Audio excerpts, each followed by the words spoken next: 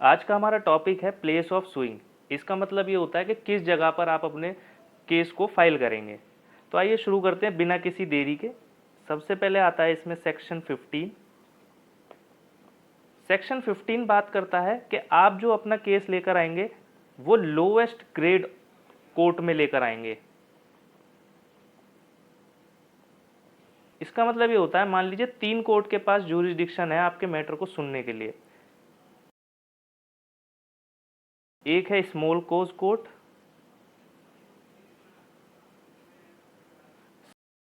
Second है senior division court और third है डिस्ट्रिक्ट कोर्ट। तीनों के ही पास पावर है कि वो आपके केस को सुन सकते हैं, तीनों के पास ज्यूरिसडिक्शन है।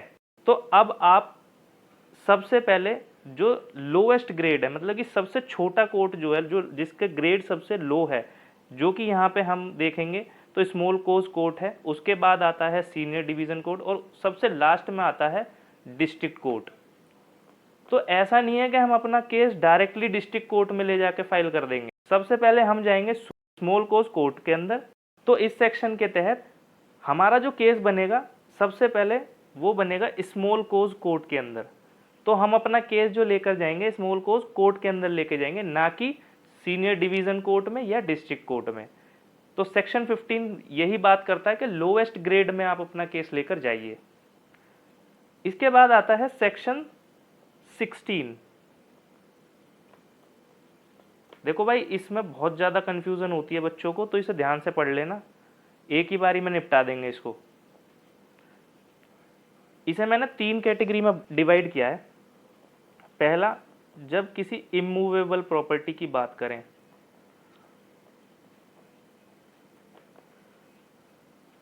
दूसरा, जब मूवेबल प्रॉपर्टी की बात करें।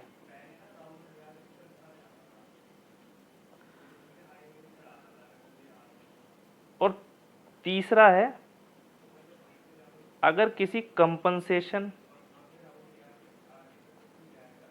रेंट की बात हो। तो देखो 3 केस बन रहे हैं, इमूवेबल प्रॉपर्टी का केस है या मूवेबल प्रॉपर्टी का केस है या फिर कंपनसेशन या रेंट का केस है। तो केस किस जगह फाइल होगा? पहले हम बात करते हैं इमूवेबल प्रॉपर्टी की। तो इमूवेबल प्रॉपर्टी हमेशा ध्यान रखना, जहां प्रॉपर्टी सिचुएट करती है केस हमेशा वहीं पे ही फाइल होगा। जब हम बात करते हैं मूवेबल प्रॉपर्टी की, तो जिस टाइम पे कॉज ऑफ एक्शन अराइज हुआ है वो प्रॉपर्टी जहां भी होगी उस टाइम पर वहां केस फाइल होगा। और जब आती है कंपनसेशन और रेंट की बात, जहां पे डिफेंडेंट रहता हो या बिजनेस चलाता है या पर्सनली कोई काम करता है जिससे कि उसे गेन होता हो, तो वहां आप केस फाइल कर सकते हैं। सेक्शन 16 हमने पढ़ लिया, अब हम बात करेंगे सेक्शन 17 की।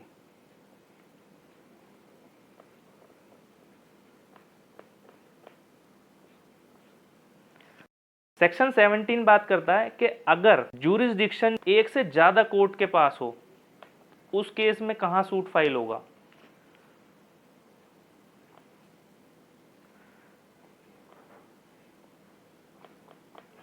एक से ज्यादा कोर्ट के पास ज्यूरिसडिक्शन है तो किस कोर्ट में फाइल होगा? पार्टी किसी भी कोर्ट में जा सकती है, बस शर्त यह है कि उसके पास पिक्यूनरी और सब्जेक्ट मैटर, इन दोनों का ज्यूरिसडिक्शन होना चाहिए। तो आप उस कोर्ट में सूट फाइल कर सकते हैं इजीली। अब बात कर लेते हैं सेक्शन 18। सेक्शन 18 कहता है कि अगर पार्टी को पता ही ना हो कि उसकी ज्यूरिसडिक्शन किस कोर्ट में लाई कर रही है,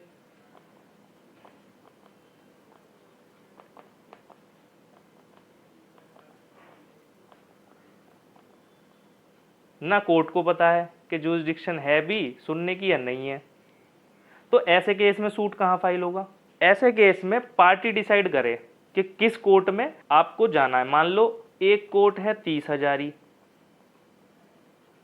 एक कोर्ट है साकेत। अब पार्टी को ना तो पार्टी को पता है कि मुझे 30 हजारी कोर्ट में जाना चाहिए या साकेत कोर्ट में जाना चाहिए, ना इन दोनों कोर्ट को कंफर्मेशन है कि ये मुझे सुनना चाहिए या नहीं चाहिए। तो इस केस में पार्टी डिसाइड कर ले कि किस कोर्ट में जाना चाहती है, वो 30 हजारी में या साकेत में। अब कोर्ट पहले ही लिखवा लेती है इस केस में कि अगर कोर्ट ने डिसाइड कर दिया, मैटर फाइनली डिस्पोज ऑफ कर दिया, तो फिर इस पे रेस जुडिकेटा अप्लाई होगा। आप बाद में ये नहीं कह सकते कि इसको तो जूरिसडिक्शन ही नहीं थी।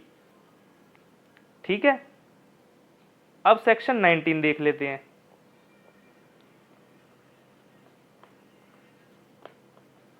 सेक्शन 19 बेसिकली वही बात करता है जो हमने सेक्शन 16 में देखी थी।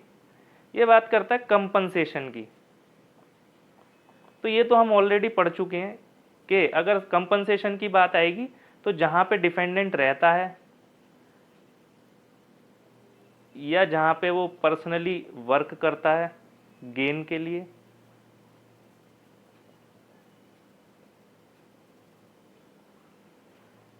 या फिर बिजनेस कैरी करता है, तो वहां पे हम सूट फाइल कर देंगे। अब सेक्शन 20 की बात करते हैं। सेक्शन 20 भी यही बात करता है कि जहां पे डिफेंडेंट रहता है, बिजनेस कैरी करता है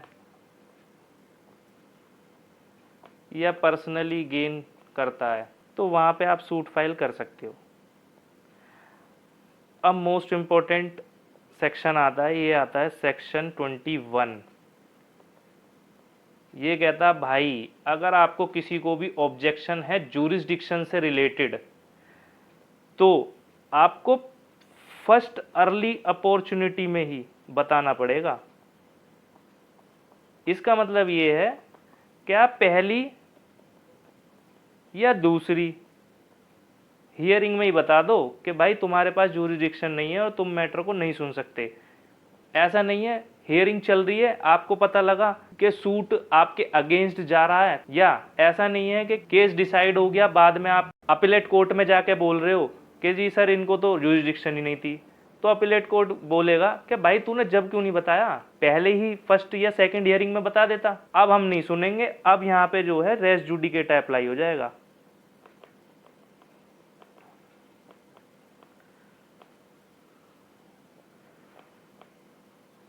इसके बाद आता है सेक्शन 22। अब मान लो प्लेंटिफ और डिफेंडेंट रहते हैं दिल्ली में,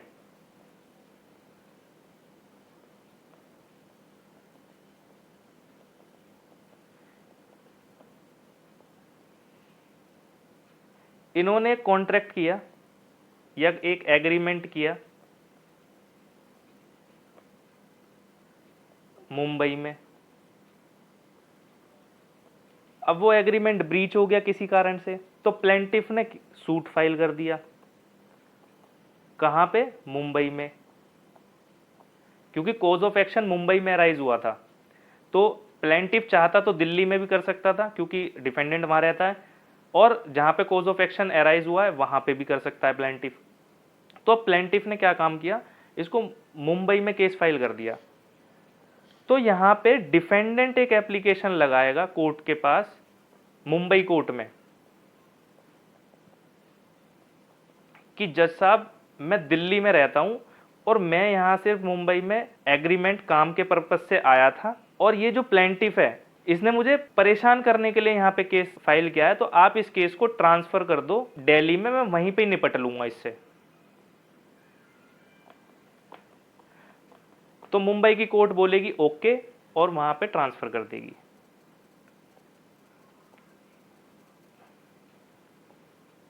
अब आता है सेक्शन 23। सेक्शन 23 कहता है कि जैसे अभी 22 में एप्लीकेशन लगवाई डिफेंडेंट से, तो जब कोर्ट ट्रांसफर करेगा केस को, मुंबई की कोर्ट जब ट्रांसफर कर देगी, तो जहां पे ट्रांसफर करेगी, मान लो दिल्ली में करा था, ऊपर वाले केस में दिल्ली में ट्रांसफर किया था, तो दिल्ली की जो एपिलेट कोर्ट होगी दिल्ली की हाई कोर्ट है, जैसे हाई कोर्ट के अंदर मान लो एक कोर्ट आती है 30,000 ही, एक कोर्ट आती है द्वारका। तो हाई कोर्ट डिसाइड करेगी अब कि ये जो मैटर ट्रांसफर होके आया है इसकी सुनवाई कौन सी कोर्ट करेगी।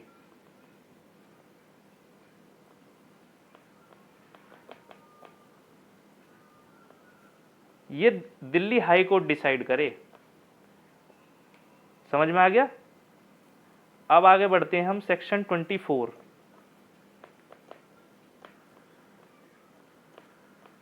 सेक्शन 24 जनरल पावर बताता है कोर्ट की केस को ट्रांसफर करने का।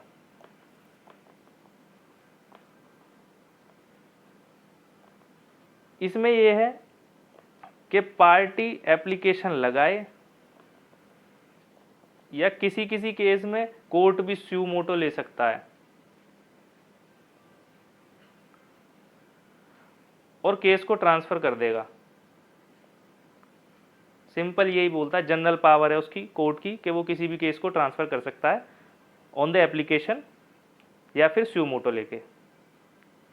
अब सेक्शन 25 देखते हैं। सेक्शन 25 में बताया गया है सुप्रीम कोर्ट की पावर।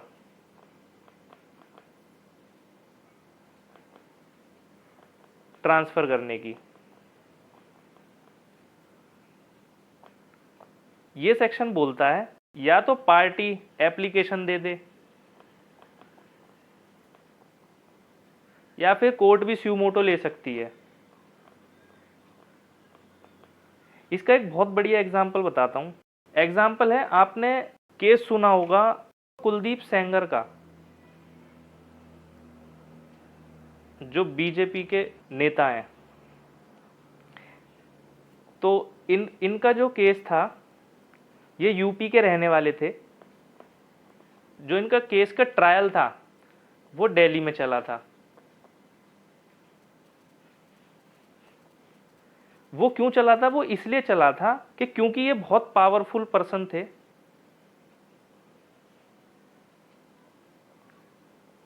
तो सुप्रीम कोर्ट को लगा कि ये जो विटनेसेस हैं उनको डरा सकते हैं, उन्हें धमका सकते हैं।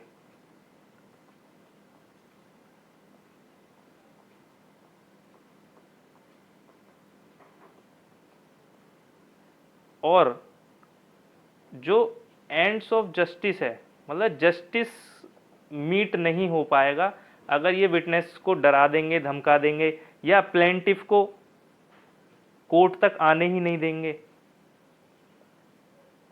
तो इस वजह से इनका जो केस था वो चलाया गया था दिल्ली में, इनकी जूरिसडिक्शन से बाहर। ठीक है, अब हम देखते हैं सेक्शन 26। इस वीडियो का लास्ट सेक्शन है ये। इसमें बोला गया है कि जो भी सूट आएगा वो एक प्लेंट के साथ आएगा और उसमें पार्टी एफिडेविट देगी। एफिडेविट हमेशा कोर्ट इसलिए मांगती है कि भाई कल को अगर तू पलटा अपनी बात से, अपने क्लेम से, तो तुझे टांग देंगे फिर हम।